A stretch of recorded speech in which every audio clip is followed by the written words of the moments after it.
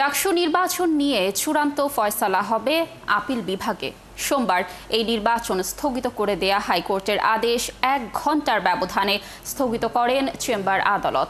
এ নিয়ে প্রধান বিচারপতির এজলাসে শুনানির জন্য মঙ্গলবার দিন ধার্য করা হয়েছে।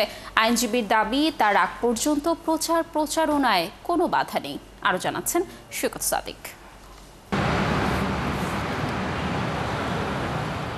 নিষিদ্ধ ছাত্র সংগঠনের কমিটিতে থাকা একজন কিভাবে শিবির সমর্থিত প্যানেল থেকে নির্বাচন করে, এই অভিযোগ তুলে রিট করেন ঢাকা বিশ্ববিদ্যালয়ের একজন শিক্ষার্থী।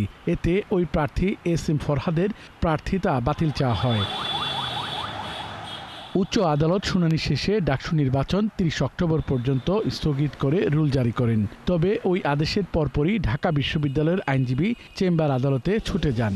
যেহেতু পিটিশনার তার পিটিশনে ডাকসুর নির্বাচন স্থগিত চান নাই, না চাওয়া সত্ত্বেও হাইকোর্ট বিভাগ ডাকসুর নির্বাচন স্থগিত করেছেন।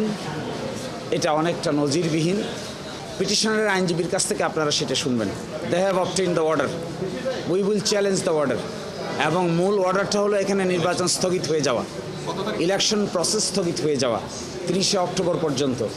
এই সময়ের মধ্যে আমরা ইমিডিয়েট অ্যাকশন নিব।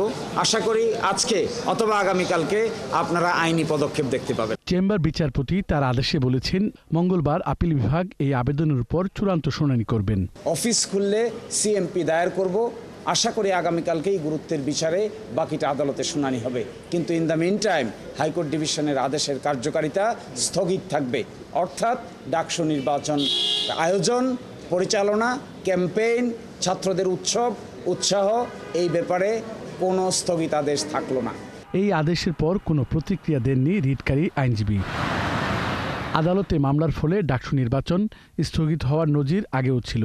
90 দশকেও এক রিটে আটকে যায় ডাকসু নির্বাচন।